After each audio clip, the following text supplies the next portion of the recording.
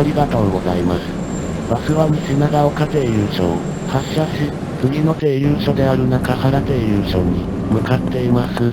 今回も都営バス最長路線である梅70系統に乗車してきた記録を放送します。それでは、動画をお楽しみください。なお、前回の動画は概要欄に URL を貼っていますので、こちらからご覧ください。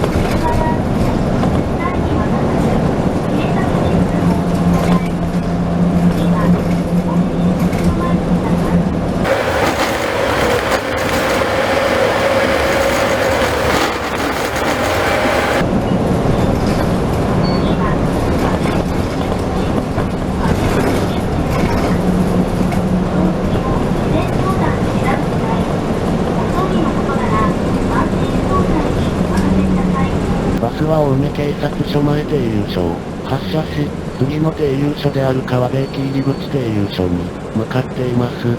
川辺駅で JR 青梅線に乗り換えることができます。青梅線は奥多摩から5、青梅、草、拝島を経由し、立川に至る路線です。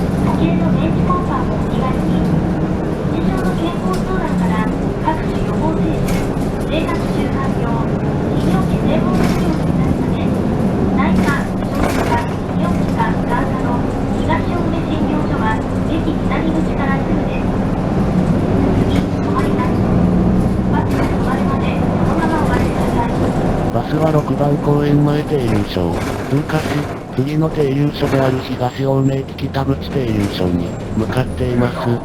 東青梅駅停留所では、川辺駅も通った青梅線に乗り換えることができます。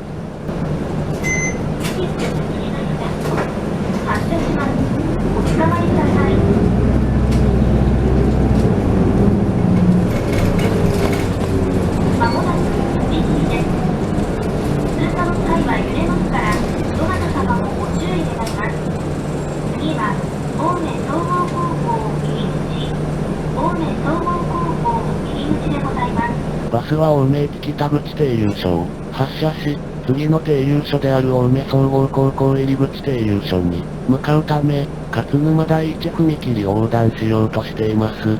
この先の動画ファイルが行方不明のため今回は、ここで動画を終わります。動画ファイルが見つかり次第、すぐに続きの動画を投稿しますが、見つからなければ、後日改めて撮影しに行きます。ご視聴ありがとうございました。チャンネル登録お願いします。